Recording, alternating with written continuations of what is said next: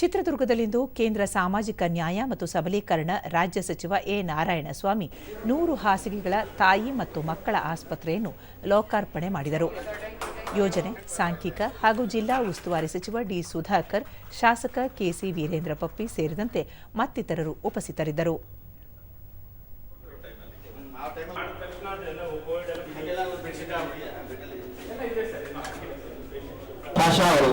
ಮಾನ್ಯ ಅಧ್ಯಕ್ಷರು, ಸದಸ್ಯರುಗಳಾಗಿರ್ತಕ್ಕಂಥ ಸದಸ್ಯರಿರ್ತಕ್ಕಂಥ ಇಂಜಿನಿಯರಿಂಗ್ ವಿಭಾಗ ಎಸ್ಎಂ ಚೈಲ್ಡ್ ಸರ್ವೈವಲ್ ಬಳಿಕ ಎ ನಾರಾಯಣಸ್ವಾಮಿ, ತಾಯಿ ಮಗುವಿನ ಆರೋಗ್ಯ ರಕ್ಷಣೆಗಾಗಿ ಸುಸಜ್ಜಿತ ಆಸ್ಪತ್ರೆಯನ್ನು ನಿರ್ಮಿಸಲಾಗಿದೆ.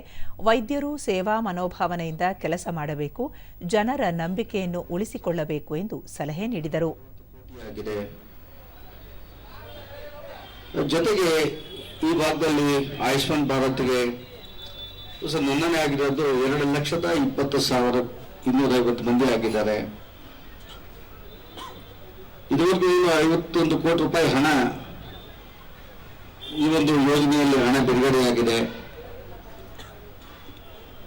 ಕೇಂದ್ರ ಮತ್ತು ರಾಜ್ಯ ಸರ್ಕಾರದ ಅಡಿಯಲ್ಲಿ ಜನನಿ ಸುರಕ್ಷಾ ಯೋಜನೆ, ಜೆಎಸ್ಕೆ ಯೋಜನೆ, ಕುಟುಂಬ ಕಲ್ಯಾಣ ಯೋಜನೆ, ಎನ್ಪಿ ಮತ್ತು ಎನ್ಸಿಡಿ ಯೋಜನೆಗಳನ್ನು ಪ್ರಾರಂಭ ಮಾಡಿ ಕೋಟ್ಯಾಂತರ ರೂಪಾಯಿ ಹಣ ಬಿಡುಗಡೆ ಮಾಡ್ತಾರೆ. ಜಿಲ್ಲೆಗೂ ಬಿಡುಗಡೆ ಮಾಡಿದೆ. ಚಿತ್ರದುರ್ಗ ಜಿಲ್ಲೆ ಡಿ ಸುಧಾಕರ್, ವೈದ್ಯರ ಸೇವೆ ಅಮೂಲ್ಯವಾದುದು. ಬರ ಪರಿಸ್ಥಿತಿ ಹಿನ್ನೆಲೆಯಲ್ಲಿ ಗ್ರಾಮೀಣ ಭಾಗದಲ್ಲಿ ಆರ್ಥಿಕ ಸಮಸ್ಯೆಗಳಿರುತ್ತವೆ. ಸರ್ಕಾರಿ ಆಸ್ಪತ್ರೆಗಳಲ್ಲಿ ಚಿಕಿತ್ಸೆ ಪಡೆಯಲು ಹೆಚ್ಚಿನ ಜನ ಬರುವ ಸಾಧ್ಯತೆ ಇದ್ದು, ವೈದ್ಯರು ಅವರಿಗೆ ಉತ್ತಮವಾಗಿ ಸ್ಪಂದಿಸಬೇಕು ಎಂದು ಸೂಚಿಸಿದರು.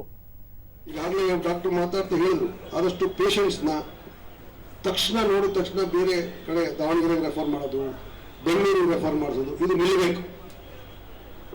ಸರ್ಕಾರ ಇವತ್ತು ಎಲ್ಲ ವಿಧವಾಗಿರ್ತಕ್ಕಂಥ ಉಪಕರಣಗಳನ್ನು ಇವತ್ತು ಸಾವಿರಾರು ಕೋಟಿ ಹಣವನ್ನು ಆರೋಗ್ಯ ಕ್ಷೇತ್ರದ ಮೇಲೆ ಖರ್ಚು ಮಾಡ್ತಾ ಇದ್ದೇವೆ, ರಾಜ್ಯ ಸರ್ಕಾರ ಅಥವಾ ಕೇಂದ್ರ ಸರ್ಕಾರ.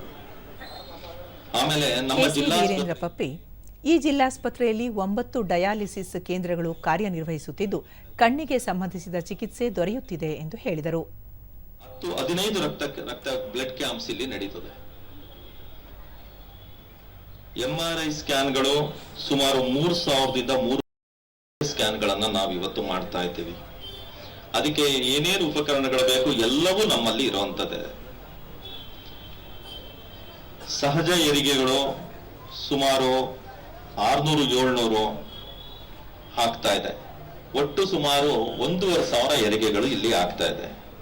ಕಣ್ಣಿನ ಲೆನ್ಸ್ ಅಳವಡಿಕೆಗಳು ಕೂಡ ಇಲ್ಲಿ ನಡೀತಾ ಇದೆ.